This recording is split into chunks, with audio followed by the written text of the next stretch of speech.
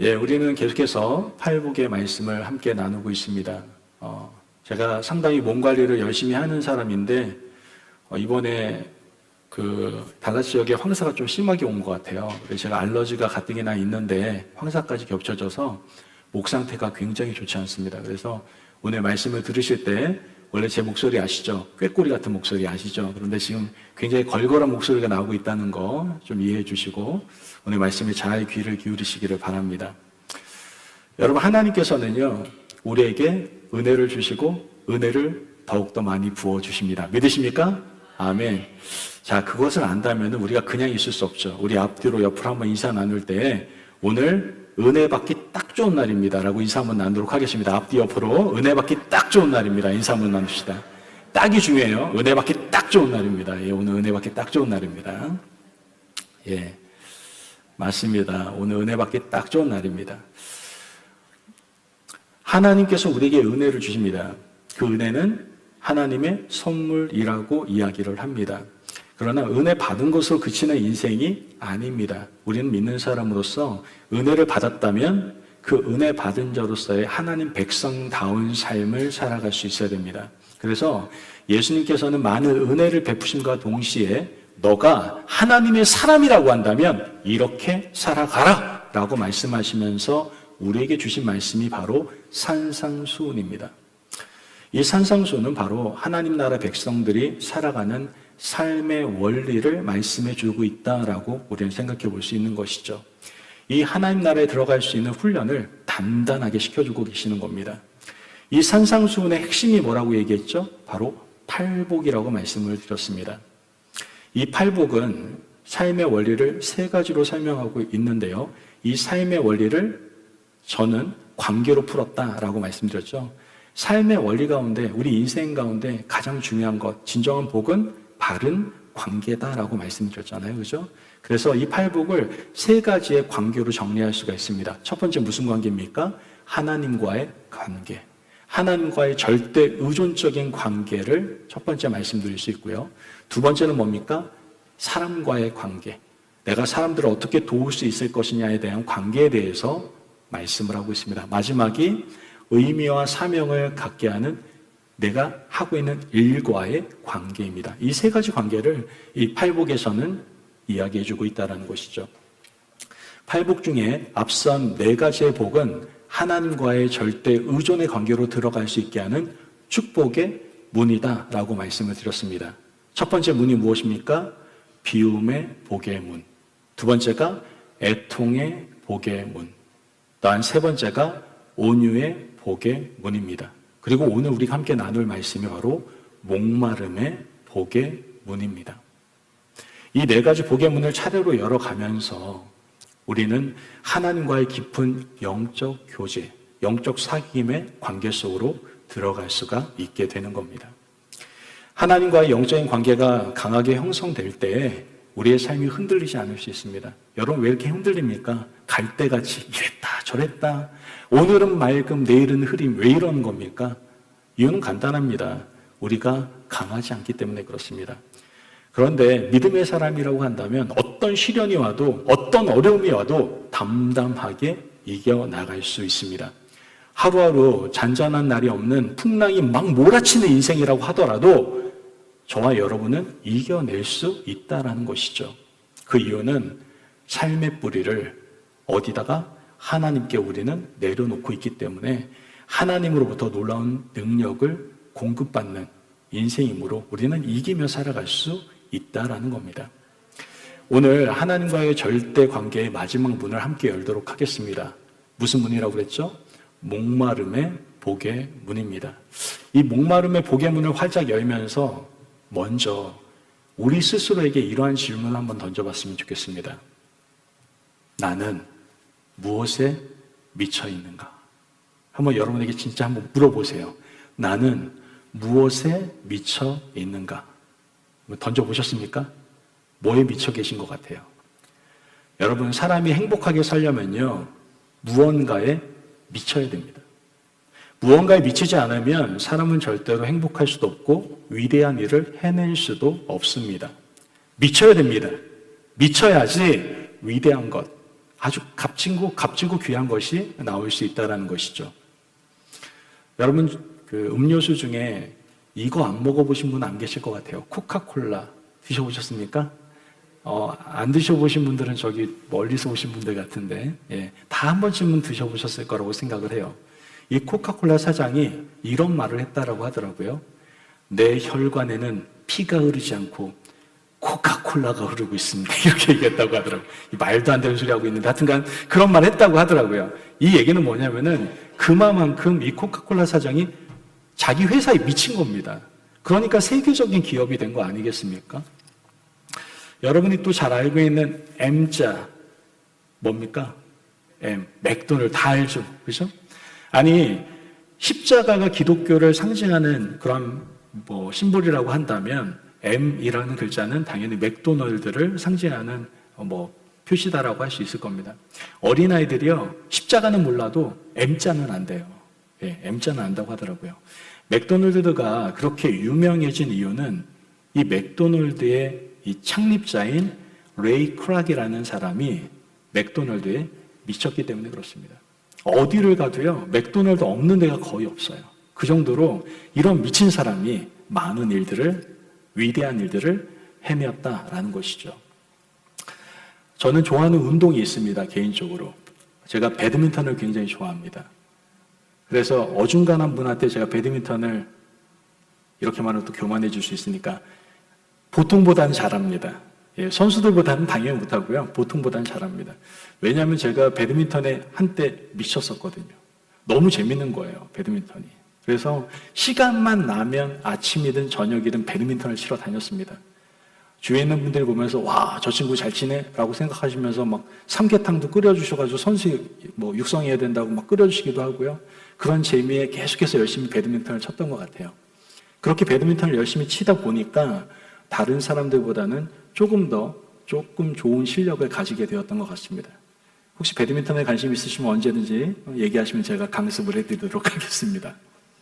중요한 것은 뭐냐면은 제가 이 배드민턴이라는 거에 대해서 좀 미치니까 그 좋아하는 일에 대해서 행복한 결과물을 만들어낼 수 있었다라는 것을 저는 깨달을 수 있었다는 것이죠.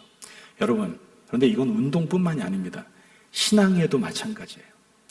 왜 하나님을 믿으면서 여러분 기쁘지 않습니까? 왜 감격이 없습니까? 왜 찬양하는데 손이 안 올라갑니까? 왜 큰 소리로 찬양이 안 나옵니까? 기도하는데 왜 통함이 없습니까? 왜 하나님이 주시는 놀라운 축복을 여러분 누리지 못하는 겁니까? 이 예배 시간 얼마나 은혜롭습니까? 저는 예배 당만 들어오면 은혜를 받습니다. 왜 여러분 그 축복을 못 누리는 겁니까? 이유는 간단합니다. 하나님께 미치지 않았기 때문에 그렇습니다. 어설프게 믿으니까 손해를 보는 거예요. 정작 시간 내가지고 교회 왔는데도 불구하고 손해보고 있는 거예요. 시간 낭비, 돈 낭비하고 있는 겁니다. 바로 미치면 여러분의 가정이 행복하게 될 줄로 믿습니다. 아멘. 바로 미치면 여러분의 인생이 바뀔 겁니다. 바로 미치면 하나님의 놀라운 축복을 우리가 경험할 수가 있게 된다는 것이죠. 하나님이 주시는 엄청난 은혜가 우리 인생을 반드시 아름답게 해주실 겁니다. 그런데 하나님께 미치지 않고 그냥 적당히 믿으려고 하니까 신앙의 감격이 없는 겁니다. 여러분, 하나님은 우리의 것을 빼앗는 분이 아닙니다. 오히려 주기를 원하시는 분이세요. 많은 분들이 왜 여기서 충성을 못하냐? 왜 여기서 미치지 못하냐? 내가 왠지 뺏긴다라고 생각이 드는 것 같아요. 시간을 뺏기는 것 같다. 내 돈을 뺏기는 것 같다. 내 열정을 뺏기는 것 같다. 이렇게 생각을 하는 것 같아요. 여러분, 하나님을 미치도록 사랑하는 자에게 하나님의 축복이 임하는 줄을 믿습니다. 아멘. 자기만 축복받는 것이 아니라 여러분도 축복받고 여러분 자자손손 대대가 다 축복받게 될 줄로 믿습니다. 아멘. 여러분, 아브라함을 한번 보세요. 아브라함은요, 하나님께 미친 사람입니다. 아니, 어떤 부모가 자기 자식을 갖다 바칩니까? 저보고 그렇게 하라고 하면은 그렇게 해야 되긴 하겠는데 참 쉽지는 않을 것 같습니다. 아브라함은 정말 미쳤습니다. 자기 아들을 바칠 만큼 하나님께 미쳐 있었습니다. 그렇게 사랑하는 아브라함에게 하나님께서는 복의 근원이 되게 하시고 자자손손 대대가 축복받을 수 있게 하시는 것을 우리는 성경을 통해서 보게 됩니다. 여러분, 수잔나 웨슬리라는 분 아십니까? 이 수잔나 웨슬리라는 분은 하나님께 미친 여자였습니다. 자녀가요, 말을 하기 위해서 입술을 떼기 시작했을 때부터 뭐 가르쳐주는지 아세요? 모국어를 가르친 것이 아니라, 물론 모국어를 통해서 얘기했겠지만, 주기도문을 가르쳤다고 그러더라고요. 신앙의 가장 기본인 주기도문을 외우게 했다고 하더라고요. 이런 여자가 있다면 아마 주변에 있는 사람들이 어떻게 생각할까요?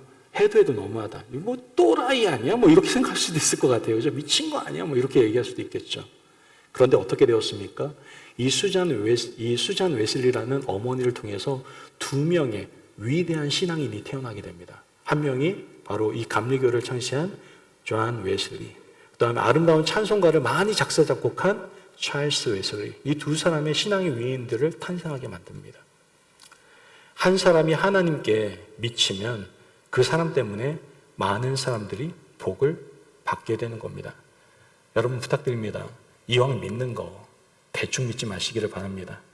미치도록 한번 믿어보십시오. 그것이 바로 축복입니다. 의에 줄이고 목마른 자는 복이 있나니 저희가 배부름을 얻을 것이며. 의에 줄이고 목마르다라는 것은 무슨 말입니까? 계속 은혜가 그리운 겁니다. 계속 하나님의 말씀이 듣고 싶어지는 겁니다. 교회에 나오고 또 오고 계속 오고 싶어집니다. 하나님께 빠진 거예요. 하나님의 사랑에 빠진 겁니다. 하나님을 미칠 만큼 사랑하고 있다는 증거인 것이죠. 이런 사람이 바로 복받은 사람입니다. 신앙인은 하나님께 미치는 것입니다. 그리고 그로 말미암아 하나님과 하나가 되는 겁니다. 여러분 제발 부탁드립니다. 엉뚱한 데 미치지 마세요. 쇼핑에 미치고 게임에 미치고 친구에게 미치고 운동에게 미치고 이런 데에 미치면요, 여러분의 인생이 통째로 흔들립니다. 통째로 흔들려요. 하나님께 미쳐야 됩니다. 누구에게? 하나님께 미쳐야 됩니다, 여러분. 하나님께 미쳤을 때 우리 인생 가운데 후회함이란 절대 있을 수가 없습니다. 저는 저의 인생에 후회함이 없습니다. 저의 하루하루의 모든 삶 가운데 하나님께 미쳐있는 삶을 살아갈 때 저는 후회함을 한 번도 느껴본 적이 없습니다. 정말로.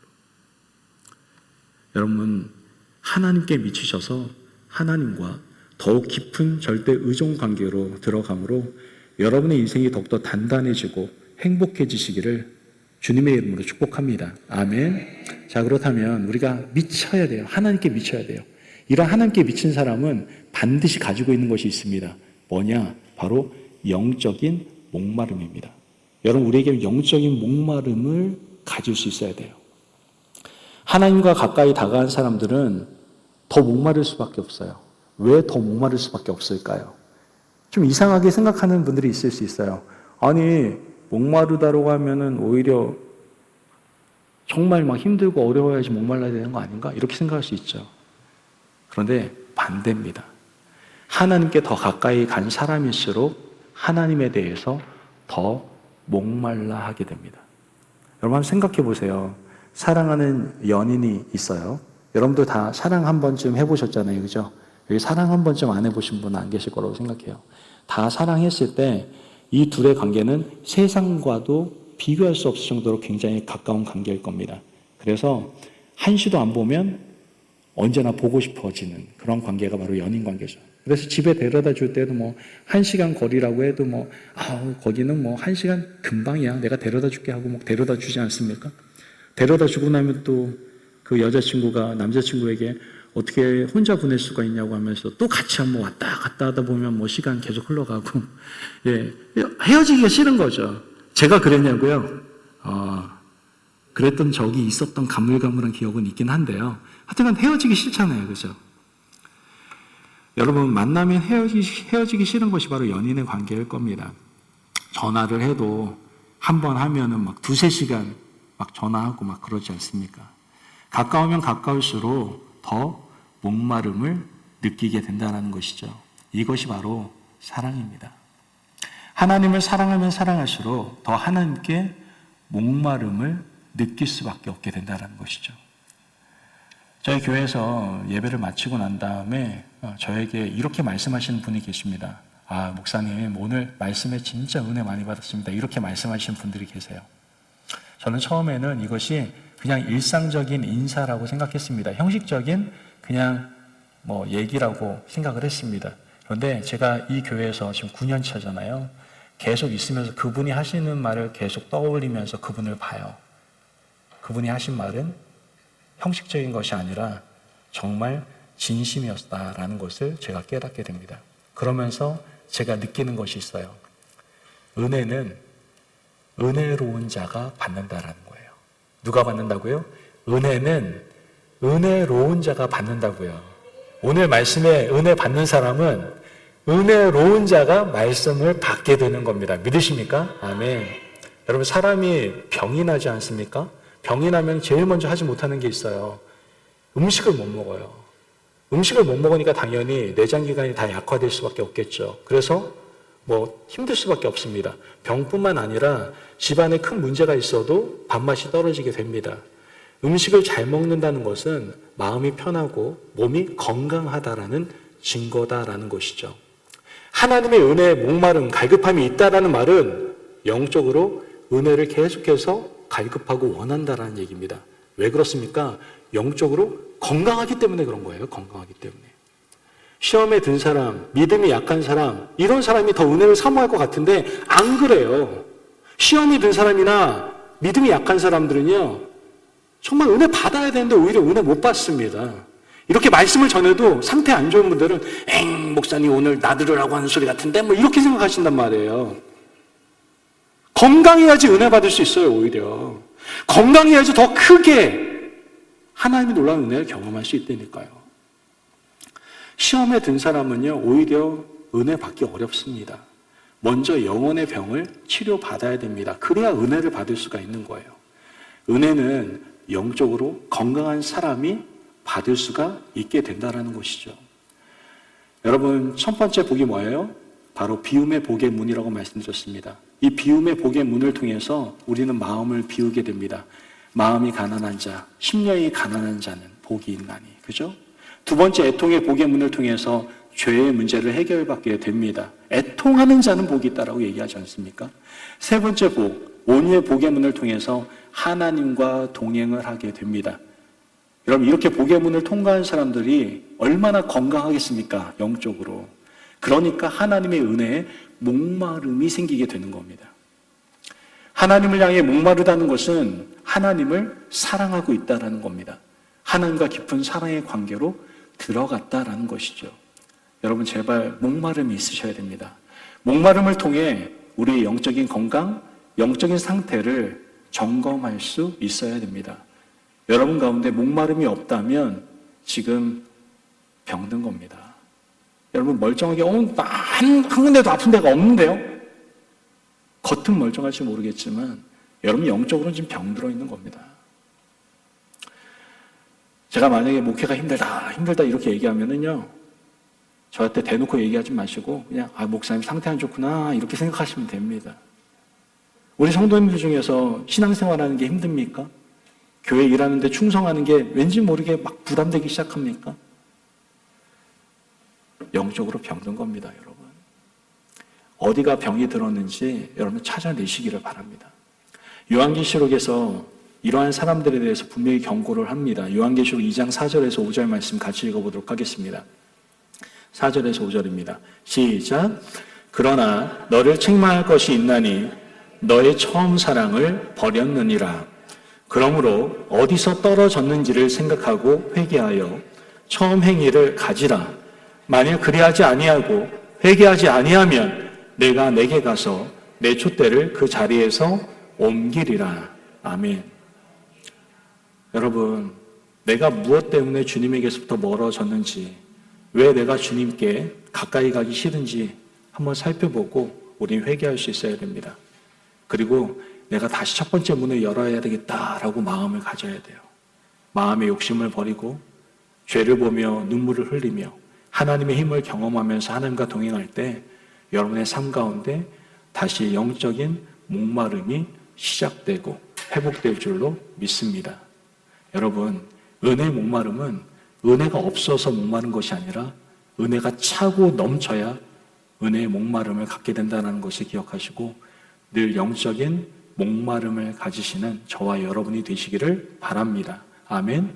마지막으로 여러분 기억하셔야 될 것은 목마른 자에게 주시는 축복이 있다라는 겁니다. 목마른 자에게 하나님께서 축복을 주신다니까요. 어떤 축복을 주십니까? 바로 배부름의 축복을 주십니다. 의에 주르고 목마른 자는 복이 있나니 너희가 배부를 것이며, 배부름의 축복을 주신다고 말씀을 하십니다. 배부름이 주는 의미가 있습니다. 배부름은 만족감을 얘기하는 겁니다. 이 만족감이 바로 행복이다라는 것이죠. 여러분, 아이들이 장난감 가게에 가잖아요. 우리 은찬이 어렸을 때 보면요, 얼마나 재밌는지 몰라요. 마켓 가면은 막 이것저것 사달라고 막 하는데 하나에 딱 꽂히는 게 있어요, 장난감이.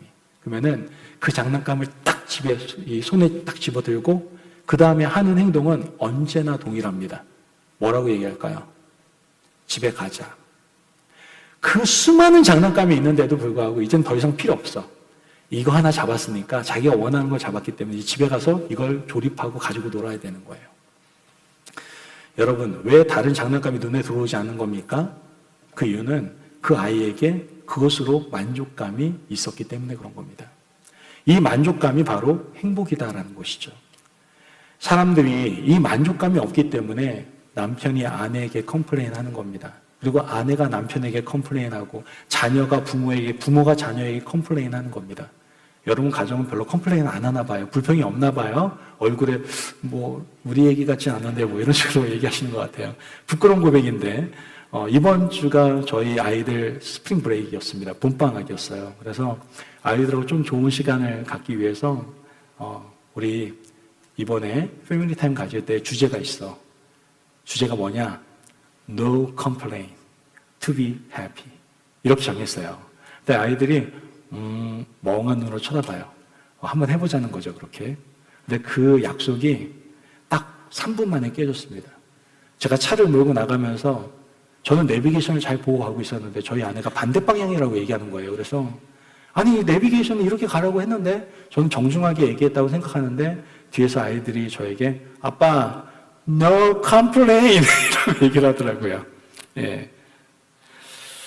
여러분, 어찌됐든 우리가 살아가면서 불평할 필요가 없습니다. 우리가 왜 불평합니까? 알고 보면 만족감이 없기 때문이다라는 것이죠.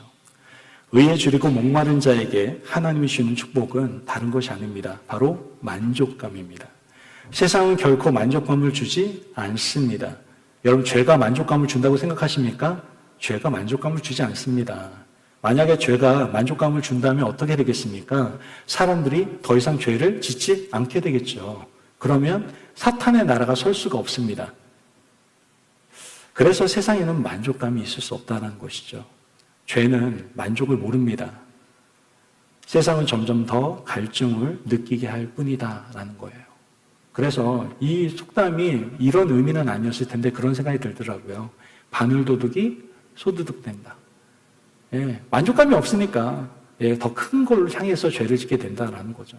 물론 그런 의미는 아니지만 불현듯 그 속담이 떠오르더라고요. 이 설교를 준비하면서.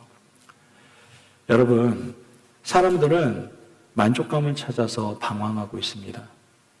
그런데 참 어리석은 것은 세상에서 그 만족감을 자꾸만 찾으려고 한다라는 거예요.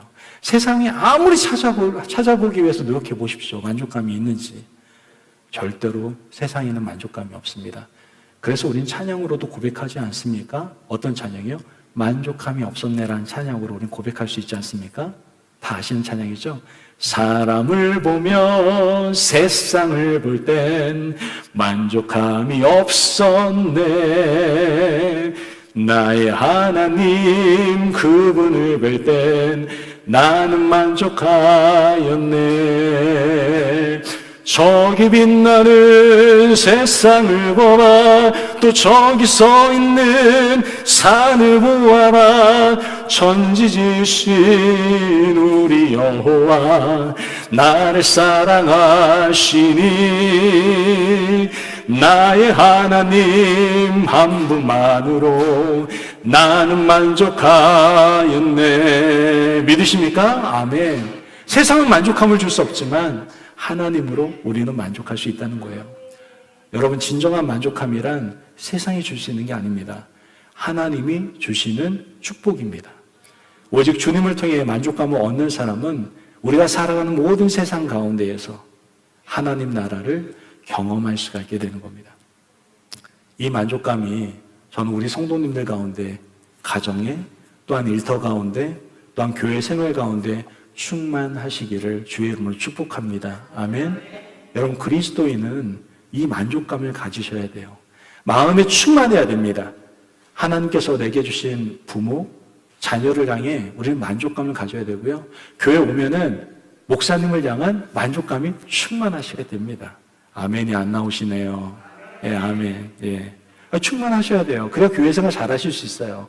아니, 저에게 불만이 많다고 생각해 보세요. 말씀이 들어가겠습니까? 안 들어가죠. 하나님이 내게 주신 직장에 대해서, 우리 교회에 대해서도, 우리 성도님들에 대해서도 만족감이 넘치셔야 됩니다.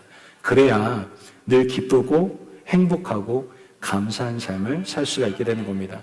이 만족감이 충만한 자가 결국은 하나님과 절대 의존 관계를 맺고 아름다운 신앙의 삶을 살아갈 수가 있게 되는 것이죠. 여러분, 목마름의 복의 문은요, 하나님과 절대 의존 관계로 들어가는 마지막 문의 복의 문입니다. 여러분, 우리는 지금 무엇에 미쳐 살아가고 있습니까? 여러분들 돈에 미쳐 살아가고 있습니까? 여러분 사람 관계에 미쳐 살아가고 있습니까? 아니면 여러분 취미생활에 미쳐 살아가고 있습니까? 세상은 절대 우리에게 선한 것을 줄 수가 없습니다. 우리는 하나님께 미치셔야 됩니다. 하나님을 뜨겁게 사랑해야 됩니다. 하나님과 더욱더 깊은 관계 속으로 들어가야만 합니다. 이런 우리에겐 반드시 영적인 목마름이 생길 수밖에 없습니다. 영적인 목마름은 은혜가 없어서 목마른 것이 아니라 은혜가 차고 넘쳐야 영적인 목마름을 가지게 되는 겁니다. 그러므로 우리가 목마르다는 것은 지금 영적으로 건강하다는 거예요. 하나님을 사랑하고 있다는 것이죠. 하나님께 더욱더 가까이 가고 싶다라는 징표인 겁니다. 이러한 사람에게 하나님께서는 축복을 허락해 주십니다. 만족감의 행복, 그 축복을 부어주십니다. 이 만족감은 우리가 어디에 있든지, 그게 가정이든 직장이든 나의 모든 삶의 터전 가운데 하나님 나라를 경험하게 하는 축복입니다. 여러분, 이 만족감의 행복을 얻으시고 인생의 뿌리를 더욱더 강화시키시는 저와 여러분의 인생이 되시기를 주님의 이름으로 축복합니다. 아멘.